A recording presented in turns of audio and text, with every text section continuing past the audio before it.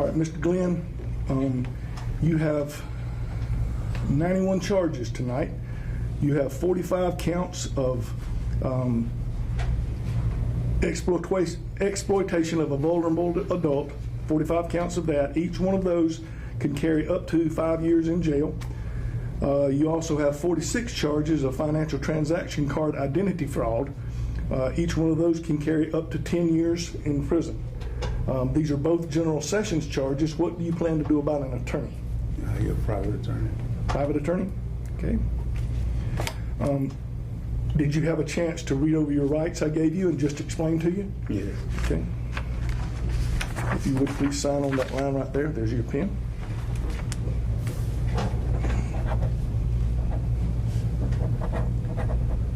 Okay.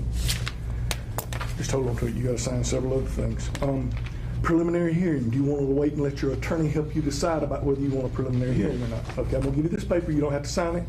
I'm just going to put it with your papers, give it to your attorney, let them handle it for you. Okay? Initial appearance. Your initial appearance is going to be September 26th at 9 a.m. in the courthouse downtown. Do you know where that's at? Yes. Okay, if you would please sign above your name right there.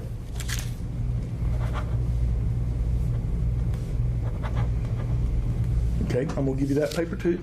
Put it with your papers. Give it to your attorney as well so they know when your initial appearance is. Okay? Okay. We have a new program. Would you like to receive text, telephone, or email reminders of your hearing date? Yes.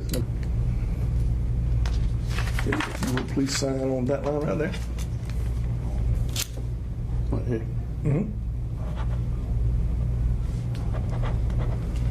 Okay. You have a checklist. This is my copy of the same one. If you would put your first and last initials beside the X's at 2, 3, 4, and 5. 2 says you understand if you don't show up for your trial, they can fine you or put you in jail. 3, we've talked to you about preliminary hearing. You're going to let your attorney help you decide about that. 4, you have the right to a jury trial. 5, you understand your charges. You have a right to an attorney. You're going to get a private attorney. You're going to flip it over if you'll sign beside the X.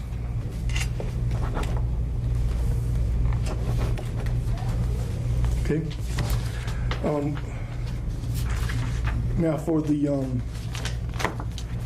identity fraud, those could carry a penalty of up to 10 years in jail. I'm going to give you a cash surety bond of $2,000 for each charge.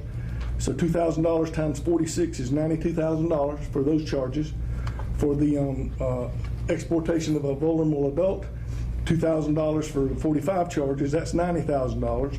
So altogether you have a cash surety bond of $182,000.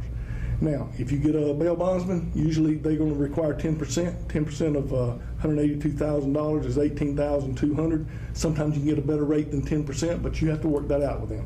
There's a list of bail bondsmen outside, their numbers, and a phone you can use. Now, conditions of bond. You're to have no contact with victims directly or indirectly, also with any of their victims' family members or any of the witnesses to this trial. Now, when I say directly or indirectly, that means you can't talk to them, you can't call them, you can't text them, you can't message them, okay? So there's no contact whatsoever. Also, you cannot change your address without court approval, and you're not to be in possession of firearms or ammunition in actual or constructive possession, okay? Now, also, we're going to do GPS monitoring.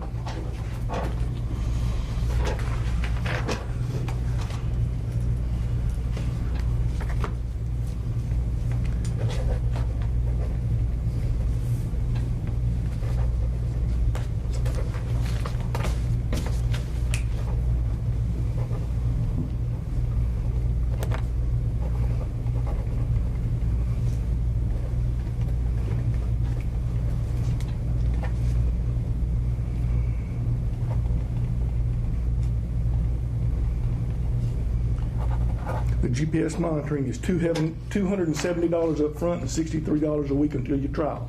Okay? Now they're not here this week during the weekend, so it'll be Monday morning before they can do that.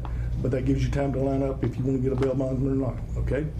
So you got a cash surety bond of $182,000, and you remember the conditions of bond: no contact with victims, GPS monitoring, no change of address without approval, and no firearms. Okay? Questions about anything? Okay, you can go out and have a seat.